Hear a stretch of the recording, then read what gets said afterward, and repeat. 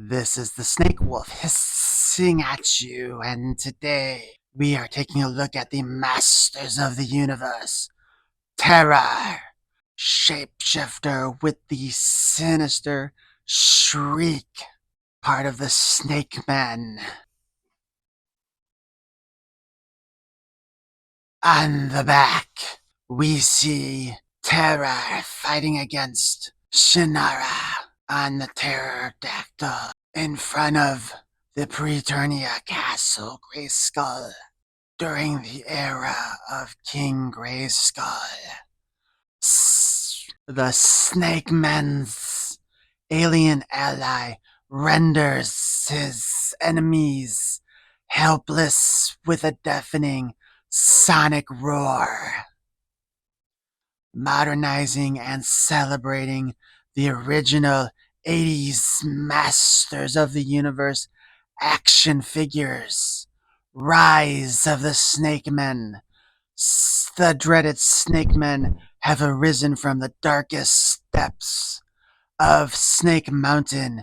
King Hiss and his repulsive reptiles have vowed to destroy He-Man and his heroic warriors. Will Eternia fall to the slithering swarm? My throat's starting to hurt. You can plug his laser gun hook and pincers into his arm. He has a long strike head. And in this wave, I think this may be the only package that I can think of offhand, and maybe because it's been a while, where we actually saw the characters with the cartoon collection ones, which is also interesting because they have the modernizing and celebrating the original 80s Masters of the Universe comment on there that goes more with the cartoon ones, I think. It is interesting that they put the caption on the artwork instead of below the artwork like they normally do. But as part of this wave, we have Lord Grasp, the venomous viper with a crushing claw. Terror, shapeshifter with a sinister shriek. Stratos, the winged warrior, and Merman, the ocean warlord. Anyway, let's go ahead and open this sucker up.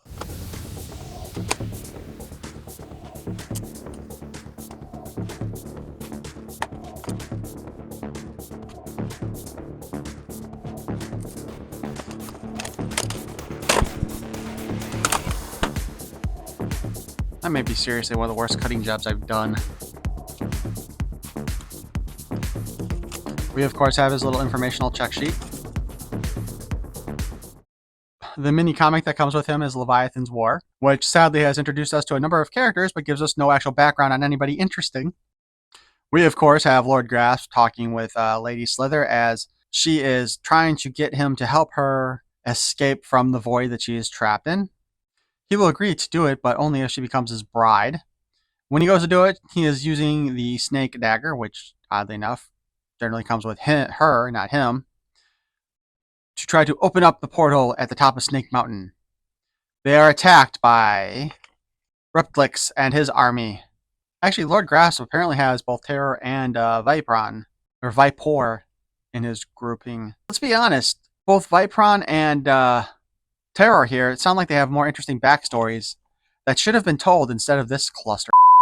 We have Snake Armor Skeletor here, who grabs the amulet, or an amulet that was also being used to try to open this. He got a dagger. Where the hell did the amulet come in? I would have to reread this, and I don't care. This was another one of those stories that I just didn't like. And also, the layout on this one was freaking terrible.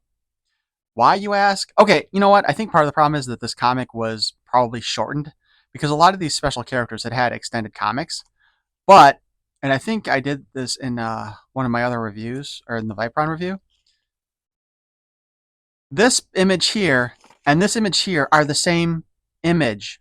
I don't mean the same as in they're the same picture, but they line up together. So these two pictures here are supposed to be a splash page in the center, which may be one of the reasons why I dislike this comic. I honestly believe that this comic was actually shortened. But anyway, Skeletor closes the portal, cutting off Lady Slither's armada from crossing over. Fighting abound, Skeletor gets hit. He loses the equipment. Lady Slither, it turns out, actually did manage to escape because she was probably in the front of that ship that came out. And she actually has the Horde Snakemen as her guards. And we see King Hiss at the end because he's apparently still alive. Also, something to note that I probably didn't say earlier, Skeletor is actually holding part of the Power Sword.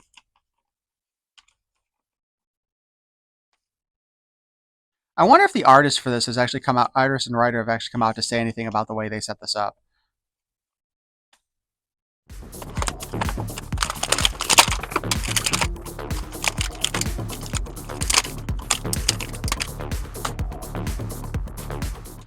Our boy Terra here is a mishmash of parts. I'm honestly surprised that actually... Huh, interesting. I was going to say he is a bunch of reused parts, but now that I think about it, this here is probably new because didn't the Origins Trapjaw, wasn't his body sculpted with this already attached to it? Because I was thinking that this is too big to have fit on him.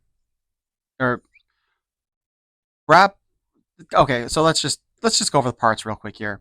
We have Whiplash's head, Rattler's body, Rattler's tail, Rattler's arm, then we have Trapjaw's arm. And if we pop that out, we've got this thing here. And like I said, I keep thinking that, and I could be wrong, maybe I'm confusing this with the Cartoon Collection Trapjaw at this point. Oh shit. But I thought that this was actually a separate part. And this is actually glued onto him right now. This is not coming off unless you break it. So I think this may be new, or maybe this actually is the one that came with the Cartoon Collection version. I don't know. I never thought to look into that because I just thought about it just now that I was pretty sure that this was actually part of Trapjaw's sculpt in that case. Because, and I was thinking in a moment, I thought maybe it wasn't when I was thinking about the Kronos figure that they did, but I had a brain fart there because in classics, Kronos and Trapjaw were the same figure. You actually needed to buy two of them in order to do both. But the Origins one, Skeletor, or the Origins 2-pack of Rise of Evil or Birth of Evil, whatever they called it, you had Kronos, but he did not come with the parts to make him Trapjaw, and you had Skeletor, or I should say you had Keldor, who did have the parts to turn him into Skeletor. So that did not actually have to come off of those. So anyway, I think that this might actually be new or might be a Cartoon Collection part. I'll double check the figures when I edit, and I'll pop up something here. But anyway, he comes with Rattler's tail, Rattler's neck, and then all of Trapjaw's parts here.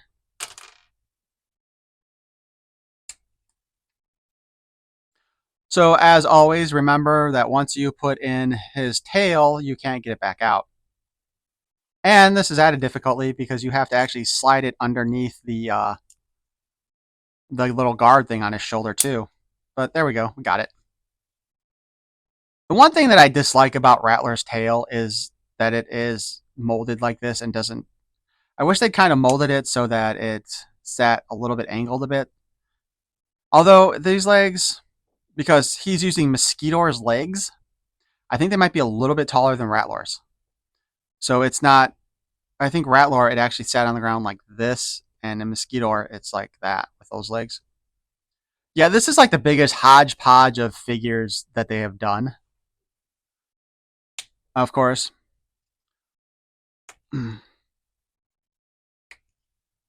We can do that for his neck. I kind of wonder how they would have done this figure back in the 80s, if this would have worked out back then. But, you know, just like with Trapjaw, you can swap out the different armaments.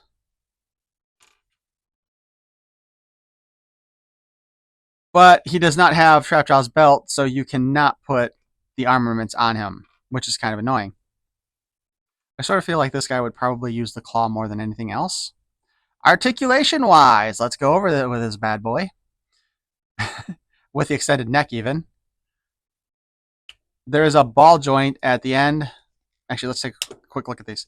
So the ball joint at the end of the snake neck does not have any mobility around it, but the one at the torso does.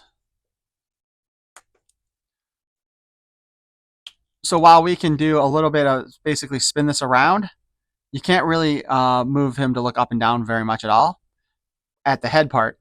At the bottom part, however, we do have all that range of motion.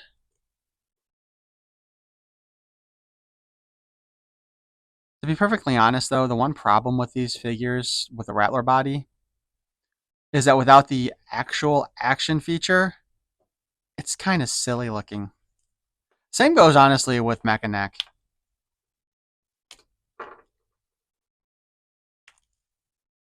When you put his head directly on his torso, though, you can look up and down a little bit. However, ironically, with the way his head is designed and the Rattler body is designed, he still does not have as much range of motion in his head as previous versions did.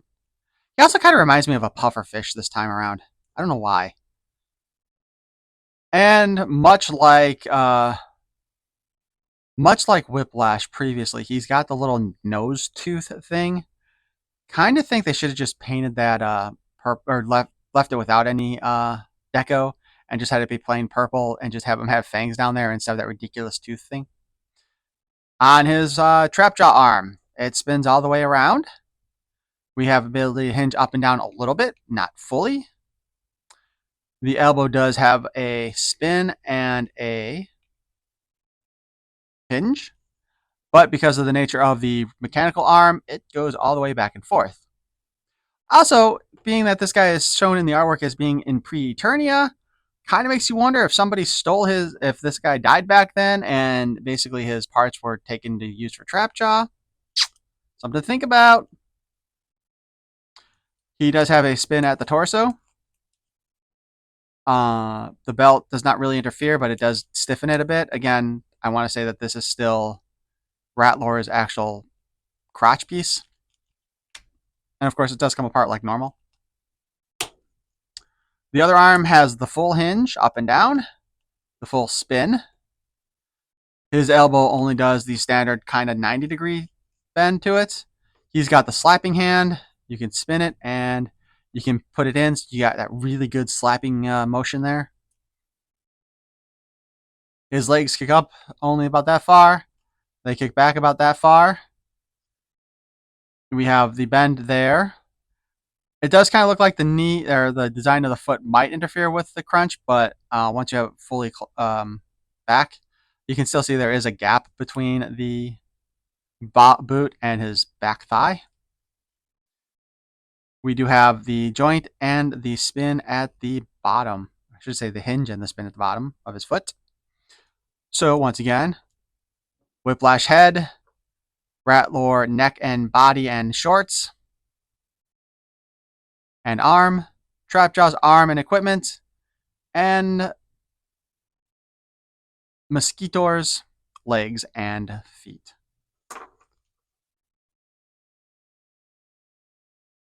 And by the way, I didn't note this before, but there is, of course, the boot cut. However, oh, never mind. It did come off fairly easy. He does have like the standard thighs, which, of course, Mosquito are standard thighs, whatever. It is kind of too bad, I will say, that even since they used Rattler's arm here, I kind of wish they'd gone ahead and used Rattler's legs too. But I think they are shorter than the normal, so that's probably why they didn't.